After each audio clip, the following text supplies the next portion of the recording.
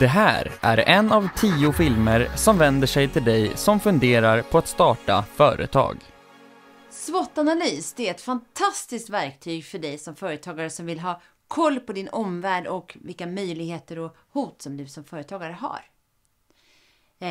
Jag tänker att jag ska gå igenom lite grann av den här SWOT-analysen. Och ni sitter säkert och funderar, vad består SWOT för? Jo, det står för engelskans strength, weaknesses, opportunities och threats. Alltså styrkor och svagheter, möjligheter och hot. Och jag tänker att jag ska gå igenom var och en av de här rutorna så att ni förstår varför SWOT-analysen är så välkänd och varför den är så bra för oss företagare. Om vi börjar till exempel med de interna, för det är styrkor och svagheter här. Det är de interna, så vad du som företagare och organisation har för styrkor och svagheter. Och ofta är det så att du hittar dina styrkor är ofta också dina svagheter. Vi kan ta ett exempel. Säg att du är hårfrisörska.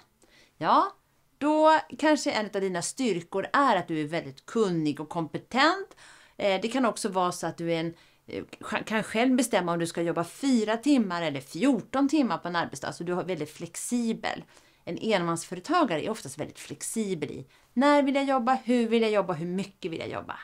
Men att man är ensam som företagare kan också vara en svaghet. Det vill säga, vad händer om jag blir sjuk? Vem kan ta hand om mina kunder då?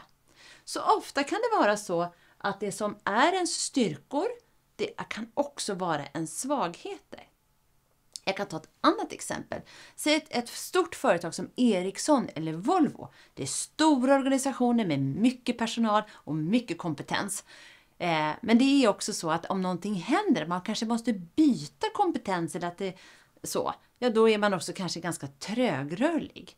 Så att det som är Ericssons styrka, att det är en stor organisation med mycket personal, det kan också vara en svaghet ifall att man behöver byta kompetens för att man har långa ledtider att förändra organisationen. Så de interna svagheterna kan också vara en styrka och vice versa. Det som är viktigt som företagare, det är att man har identifierat sina svagheter och styrkor. Men framförallt kanske att man har lite åtgärdsplaner. Vad händer om svagheterna? Alltså, vad ska jag göra för att, så att säga, stärka upp dem? Ta till exempel frisörskan. Hon kanske kan ha någon, om hennes kunder har bokat tider hos henne, så kanske hon kan ha någon annan på frisörsalongen som kan ta hennes kunder. Eller att hon känner sina kunder så pass bra att hon kan boka om kunderna när hon är frisk igen. Så att hennes svaghet, att hon har svårt kanske att vara sjuk, ja det har hon en bra kundrelation, ja då kan hon boka om sina kunder. Och då har hon gjort hennes kompetens och hennes kundlojalitet som kanske är hennes styrka också, hur hon ska hantera. Då har hon också beskrivit det i sin SWOT-analys. Det här är de interna svagheterna och styrkorna. Nu går vi till de externa sakerna, nämligen hoten och möjligheten. Vi tar till exempel ett hot, det var ju när pandemin kom våren 2020. Då var det väldigt många restauranger och upplevelsindustrier, gallerier som faktiskt fick stänga ner och inte kunde sälja någonting. Det var någonting som fanns i deras omvärld och som väldigt kraftigt påverkade deras möjligheter att bedriva sin verksamhet. En del företag, till exempel hade jag goda vänner som hade alltså sålde till restauranger alkohol. Helt plötsligt så kunde restaurangerna inte köpa någonting för de hade inga kunder. Ja, då ställde man om verksamheten och gjorde istället handsprit. För det var väldigt stor efterfrågan på handsprit. Då hade man gjort av någonting pandemin som var ett jättestort hot mot deras kunder skapat en möjlighet av det här som hände i ens omvärld. För det här som ska stå här nere, det är de saker som finns i ens omvärld. Andra exempel, det kan vara teknikskiften. Kan det komma teknikskiften? Vad händer med AI? Är artificiell intelligens och det som händer inom tekniken, är det ett hot eller är det en möjlighet för ditt företag? Och om det är en möjlighet, På vilket sätt då? Det ska du skriva i den här rutan. Eller om det är ett hot mot dig, så hur kan du i sådana fall hantera det? Teknikskiften, klimatförändringar skulle också kunna vara ett potentiellt hot. Säg att du har en restaurang eller en turistanläggning i Medelhavet. Ja, det kanske är så att klimatförändringarna gör att det blir för varmt helt enkelt att vara på det där stället. Ja, men då kanske det är istället en möjlighet för den som har en restaurang eller hotellanläggning långt upp i Norden.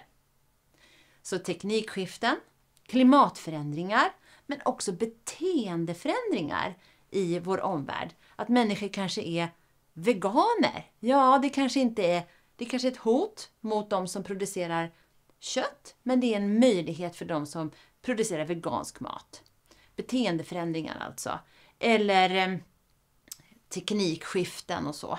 Ni kan säkert komma på väldigt många fler saker som i er omvärld som skulle kunna tänkas påverka just ditt företag.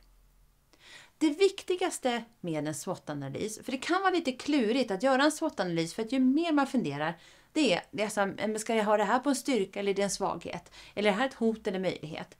Det viktiga med en SWOT-analys är inte det, om man har satt någonting på svaghet eller styrka, utan att man har funderat på det här. Och framförallt att man har tagit fram lite åtgärder. Hur ska jag hantera mina svagheter? Och hur ska jag hantera eventuella hot? För det här är lite grann som ett träningsläger. Att göra en SWOT-analys, det är lite grann som att träna hjärnan på om utifall det här händer. Att jag blir sjuk eller att det kommer en pandemi. Hur ska jag hantera det? Så att mitt företag har möjligheter och styrkor framöver som gör att vi lyckas väldigt, väldigt bra framåt. Så det är det allra viktigaste med SWOT-analysen. Att du får chansen att fundera och torrsimma innan du hoppar i det kalla vattnet. Så att SWOT-analys, det är jättebra att göra för dig som företagare. Och den ska man helst göra lite då och då. Så att man inte bara när man är på väg att starta företaget. Det är jättebra träning.